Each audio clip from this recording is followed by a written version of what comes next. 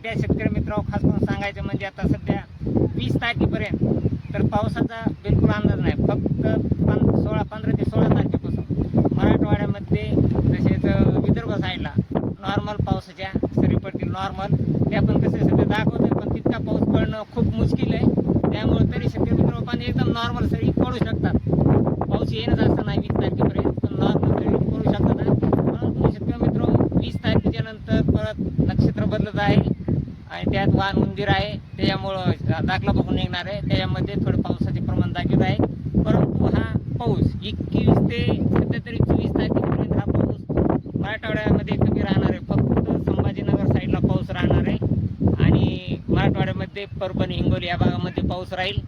तसेच लातूरच्या काही भागामध्ये पाऊस राहील. परंतु विदर्भ साईडला एकदम जोरदार पाऊस राहणार आहे. त्या ठिकाणी काही जिल्ह्यामध्ये तिकडे चंद्रपूर असेल, भंडारा उद्या या भागामध्ये मुसळधार देखील पाऊस होऊ शकतो 24 तारखेपर्यंत. आणि परत 24 तारखेला संभाजीनगरचा भाग, जळगाव या भागामध्ये देखील सर्वसाधारण पाऊस येऊ शकत आहे. आणि 24 तारखेला मुंबई किनारपट्टी, रत्नागिरी तसेच सातारा या भागामध्ये पाऊस राहील. आणि 24 तारखेला, परंतु 24 तारखेपासून 24 तारखेच्या फक्त विदर्भ साईडला पावसाचे प्रमाण जास्त राहणार आहे.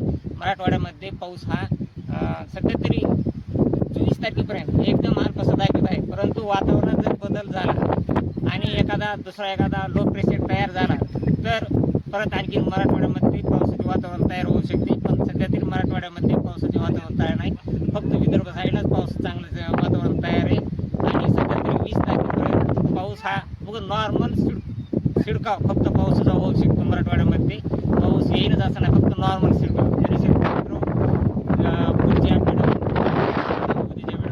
व्हिडिओमध्ये जय महाराष्ट्र झाला नाही तुला ते लागेल ना पण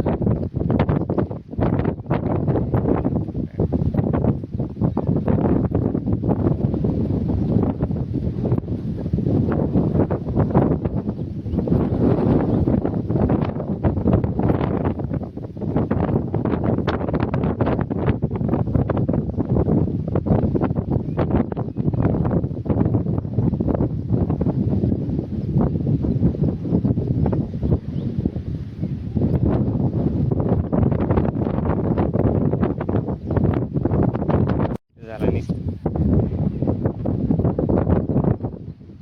तुला ते लागेल